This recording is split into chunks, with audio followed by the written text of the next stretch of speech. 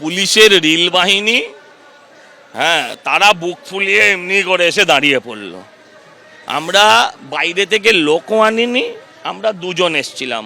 আমরা রাজনীতি নিশ্চয়ই করি, কিন্তু রাজনীতির বাইরেও আমরা বাংলার মানুষ। আপনারও একটা ভোটাধিকার আছে, আমারও আছে, আপনারও বিবেক আছে, আমাদেরও আছে। অনেকের পেছনে যারা ঠিক দাঁড়িয়ে আছে এদের আবার অনেকের নেই।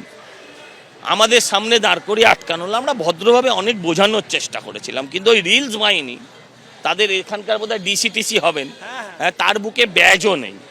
স্বাভাবিক উকিল ধরেছে সেটাকে, হ্যাঁ, ব্যাজ নেই কেন বলতে পারছে না, নিজের নাম কি জিজ্ঞাসা করলে বলতে পারছে না, এত লজ্জা পাচ্ছে।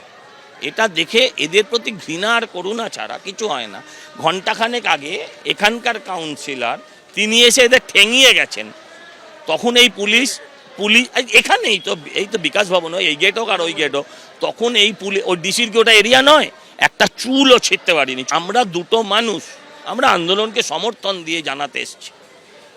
তাতে যদি এত কারোর ফেটে যায়, জ্বলে যায় পুলিশের, আমি জানি না এরা স্বতঃপ্রণোদিত না, এরা কারোর নির্দেশে।